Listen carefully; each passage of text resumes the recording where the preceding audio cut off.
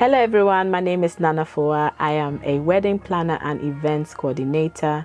In this episode, I'll be sharing with you things to avoid when looking for your wedding vendors. Number 1, vendors that lack communication.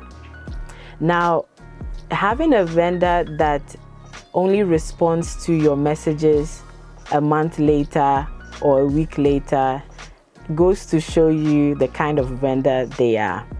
So ideally you'd want a vendor that responds quickly.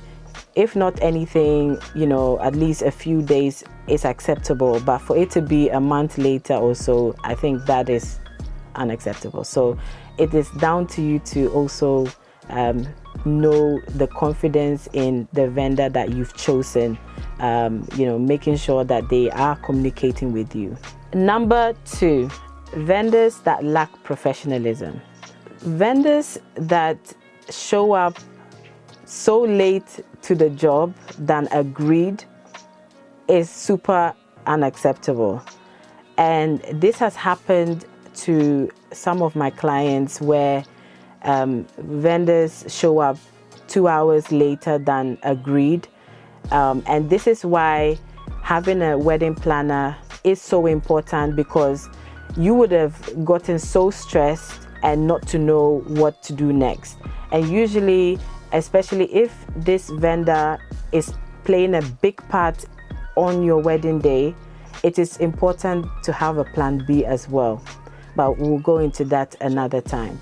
So a vendor that then brings family members on the job, it's not happening. And it has happened to one of my clients. And this is why I'm saying you want to go for a vendor that is professional and doesn't mix family into the job that they're coming to do. Unless family members are part of the job, that is a different case altogether. Number 3, vendors that have bad service. Now this goes with bad reviews, bad feedback. If you know, there's no point booking that vendor. Otherwise, you're just risking it. And also, when family and friends tell you that, oh, go and book with this person or go and book with that vendor, please ask for correct feedback before you book them. It is not all about getting the cheapest vendor for you to think that, yes, it's ticking my box. No, the right vendor would ensure that they would charge correctly and also ensure that they would bring out the best service as they have promised to you. And so having a vendor that you already know has some bad reviews or feedback, I think then you have put yourself at the utmost risk there. So please don't take risks, especially on your wedding day. It's not a place to do trial and error, okay? And it's not a place for you to give people second chances because the last time the person didn't do well for another person. It's not acceptable.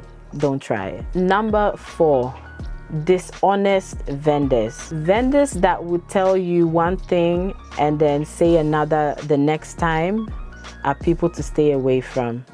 So what do I mean? They may say to you, oh yes, I will bring XYZ because you wanted extra services, right?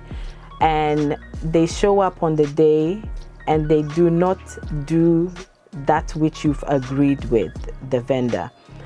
This could be something like a backdrop that you wanted for your wedding day and the person did not bring out that backdrop that you have paid towards.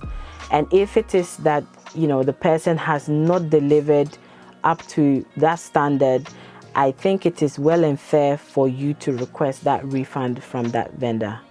Yeah, let's be honest. And so please make sure that you avoid booking such vendors.